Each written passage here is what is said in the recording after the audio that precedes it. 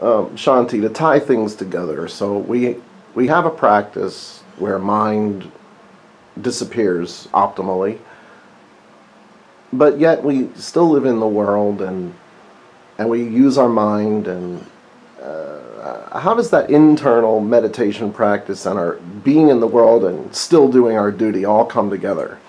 Yes. Meditation and spiritual life is not in conflict with mundane life.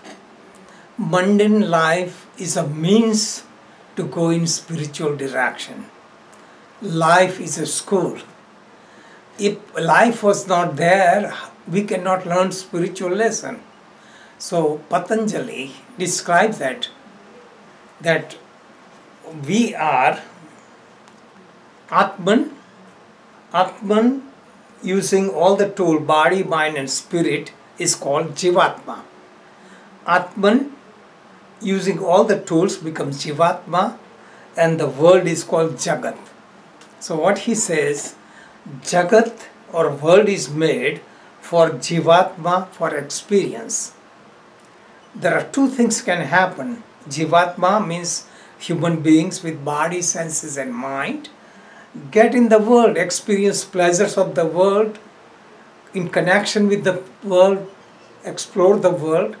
They can get caught into it, or they can experience this and they say this is elusive, this is not permanent. Then they think there should be something else. So instead of going downward toward the world, they go inward toward inner self and explore who am I. So this is why world is a school and not in conflict. All the great masters use world as a school. If the world provides comforts, we become lazy. This is why world is filled with good and evil, because in order to grow you need good and evil. They teach us the lesson. If we are aware, good and evil both we experience and learn the lesson, and then transcend both of them. Good is temporary, evil is temporary, I am permanent witness. This is the lesson we learn. So we have to perform our duty, our dharma, to maintain our body, means take care of health, make a living, earn living. Then you also need time, you need proper thinking, analyzing, all these are a means. So we do this by using our mind, using our intellect, using our consciousness. So this is what is awareness.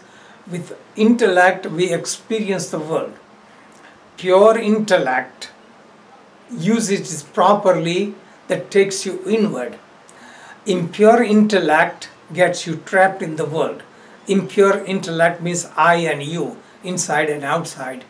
Pure intellect is observer. It allows you to ask question, who am I?